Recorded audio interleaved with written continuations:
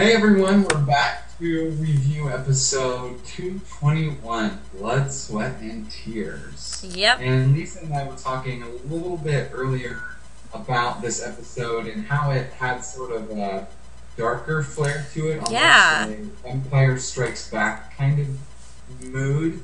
I don't know about that. You know, the fact that Courtney's doing a blood drive that is not sanctioned by Tri-Chi or the American Red Cross. Josh's documentary, during which documentary itself is very dark.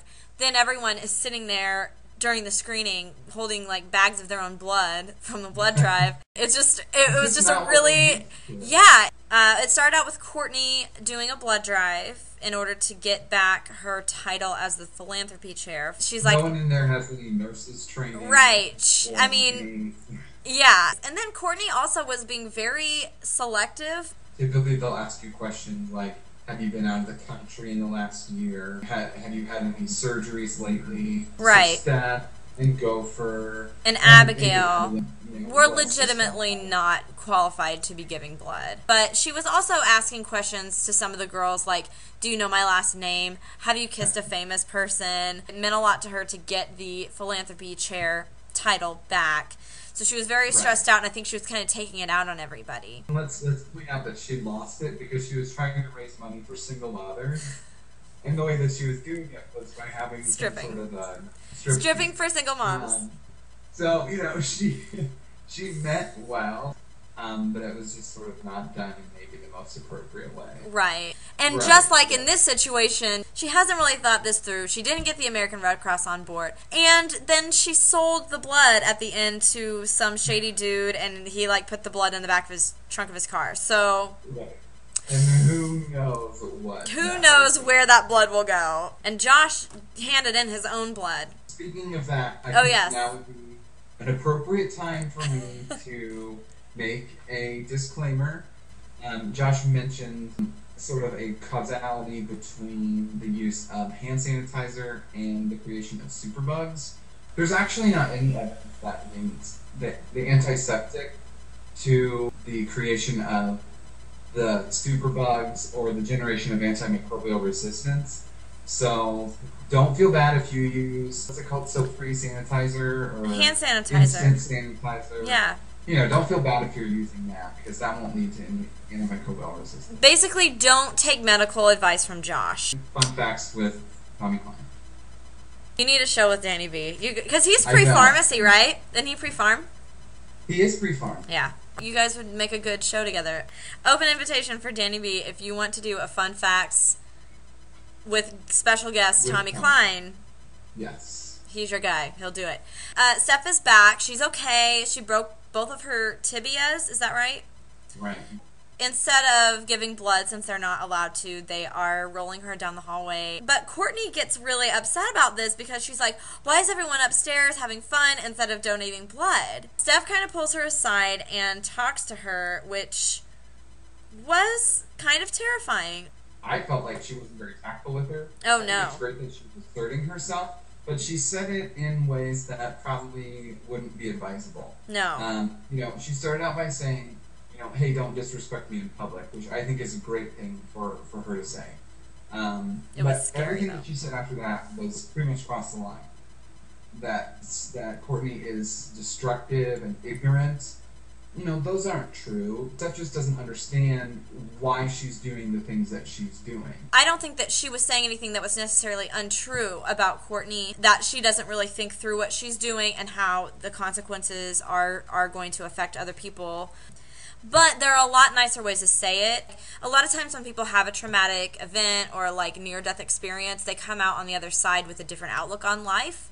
And we've seen that happen with Steph, and that she's seen that what kind of got her into this situation was being taken advantage of and not sticking up for herself, especially where Marshall is concerned. So she's evidently decided that she's going to stand up for herself. But I think what's interesting is that ironically she is coming across a lot more like Marshall because of the way that she's doing it, because she is being really blunt and not having any really regard for anyone's feelings. Yep, and I think, you know, just as we'd seen in the past, a little bit of Steph rubbing off on Marshall, now we see Marshall roaming off on staff. Yeah. So let's talk about Josh a little bit. He is screening his documentary, Return to Normalcy. He got such a great response from Come Today last semester. And I think that Josh, you know, he wasn't completely happy with Come Today. He said that there were some things that he thought weren't good or needed work. Absolute garbage. I think that he kind of underestimated his audience this time because he thought that they weren't really very sophisticated, and it didn't matter what he put in front of them, it would be entertaining to them. Yeah, they thought they would love it no matter what. Right. And this might be Josh's first public review of his film. So why don't we treat it as such, and I'll let you go ahead and share your thoughts first on Return to Normalcy. Okay, well, as the first critical reviewer of Return to Normalcy, I spent the entire time trying to find out what the theme was. I think in Come Today, we saw lots of homages to boyhood, maybe how his father treated him when he was growing up. This time, I think Josh was trying to get across themes of truth. They really never connected. It wasn't so much, to me, a film as it was a video editing project. I think he might have gotten a little distracted with the bells and whistles of putting together a video project. The original idea behind doing his own documentary was to catch and reveal the truths and the events on the floor that the dorm life documentary cameras weren't catching. And what we did see of him doing that was when he was inside the tent with Mike on the night of the campout. And in the episode of the campout, we just saw the outside of that, and that Mike was sort of being a bum, and then all of a sudden just lost it and yelled at everybody. But I think it did kind of help us sympathize with him a little bit more to see how, you know, hard a time he was having being inside that tent, especially. But there are two sides to that story. Yeah, exactly. And so I think that was the one accomplishment of the film. You know, the rest of the floor kind of felt confused and disinterested, and they kind of clapped at the end, and they just sort of walked out. It wasn't at all the response that I think Josh was expecting, especially after the response they gave him for his one-man show. And then, you know, at the end of it, we saw Josh run over to the grandfather clock. Yes. You know, trying to turn back the time. So, thumbs up, thumbs down? Yeah. My thumbs up this week is for Mike. We've seen that he's been helping Josh out a lot and being really supportive of him with this whole project, even though he realizes that it's probably going to be really embarrassing for him. My thumb up this week also goes to Mike. He is still eternally positive, and even, you know, just like pressing play on the computer. Yeah. You see how much Josh depends on Mike. I think he's just a really good friend.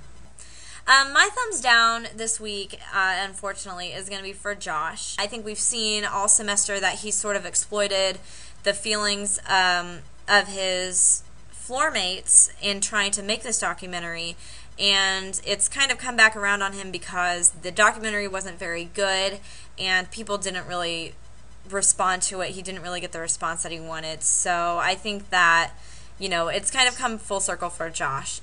And my thumbs down this week goes to Steph. I think this week we saw her take a good step in self-assertiveness, but I think that she took the step too far. Yeah. She was saying some really hurtful things to Courtney. But we definitely saw a new side of Steph that we haven't seen before. And I think it's going to take her a while to kind of go back to an equilibrium. Definitely. Okay, who to watch? My who to watch for next week is Danny B, because I know that his breakup with Lacey is going to be coming really soon. My who to watch is Abigail. We're running out of time. We only have like 5 episodes left of this season, so I'm just hoping that this all gets resolved in favor of Abigail and Gopher. Now for this week. Thing to consider. How do you think Josh will handle the fact that his documentary did not have the desired results he had hoped for during its screening? Do you think that he will bounce back and pick a new project? Or do you think he will withdraw into himself, just like we saw Mike doing at the beginning of the semester?